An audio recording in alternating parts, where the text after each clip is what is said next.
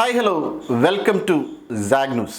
Big Boss കഴിഞ്ഞ ആഴ്ച ഒരു ഓപ്പൺ നോമിനേഷൻ, എവിക്ഷനിൽ ഒരു ഓപ്പൺ നോമിനേഷനാണ് കൊടുത്തത്.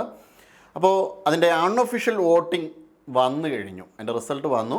അപ്പോൾ അനീഷാണ് മുന്നിൽ. അനീഷിന് 9300 മുതൽ ഏകദേശം 9700 വരെയാണ് പല അൺഒഫീഷ്യൽ വോട്ടിങ്ങുകളിലും റിസൾട്ട് വന്നപ്പോൾ അനീഷിൻ്റെ വോട്ടിംഗ് ഈ രീതിയിലാണ് കാണപ്പെട്ടത്.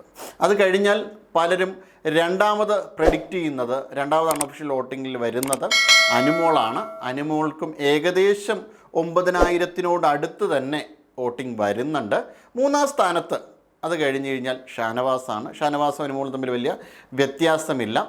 പക്ഷേ ആദിലയും ഷാനവാസുമായിട്ട് വലിയ ഒരു വ്യത്യാസം ചില വോട്ടിംഗ് സൈറ്റുകൾ പറയുന്നുണ്ട് അൺഒഫീഷ്യൽ വോട്ടിങ്ങിൽ.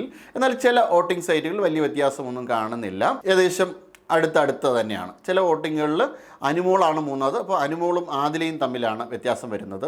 2-3 സ്ഥാനങ്ങൾ ചില അൺഒഫീഷ്യൽ വോട്ടിങ്ങുകളിൽ വ്യത്യാസം ചില സൈറ്റുകളിൽ മാറി മാറി കാണിക്കുന്നുണ്ട്.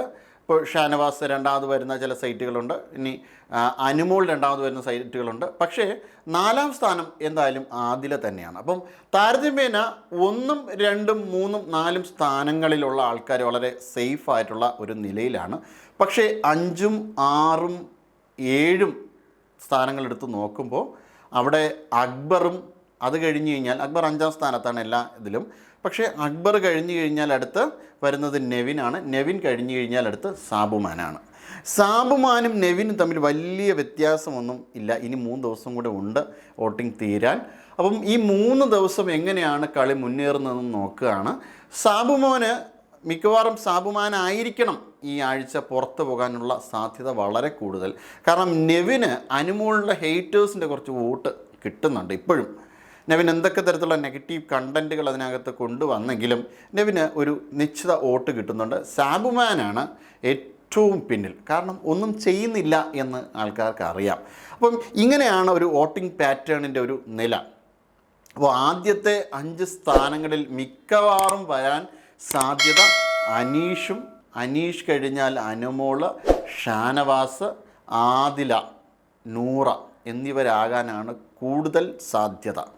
ആദിലയും നൂറയും അനുമോളും ഷാനവാസും അനീഷും. ഇതിനിടയിൽ ആദിലയ്ക്ക് പണപ്പെട്ടി എടുക്കാനുള്ള എന്തെങ്കിലും ഒരു സൗകര്യം കിട്ടിയാൽ, അങ്ങനെ ആദില പുറത്തേക്ക് പോവുകയാണെങ്കിൽ അക്ബർ വരും. അതല്ലെങ്കിൽ ഈ 5 പേരായിരിക്കണം മിക്കവാറും വരാനുള്ള സാധ്യത എന്നാണ് നമുക്ക് വിലയിരുത്താൻ കഴിയുന്നത്. അനീഷ് ഏറെക്കുറെ കപ്പ് തൂക്കാനുള്ള സാധ്യത വളരെ വളരെ കൂടുതലാണ്. അപ്പോൾ ഇങ്ങനെയാണ് ഇതിൻ്റെ ഒരു വോട്ടിങ്ങിൻ്റെ നില. അപ്പോൾ ഇനി കളി കണ്ട് തന്നെ നമുക്കറിയാം. Zag news, Thiruvananthapuram. നേരിന്റെ വാർത്തകൾ നിങ്ങളുടെ വിരൽത്തുമ്പിലെത്താനായി സാഗ് ന്യൂസ് ചാനൽ സബ്സ്ക്രൈബ് ചെയ്തും ഷെയർ ചെയ്തും ഒരു ശരിയായ മാധ്യമ നിലപാടിനൊപ്പം നിൽക്കാൻ ഞങ്ങൾ നിങ്ങളെ ക്ഷണിക്കുന്നു.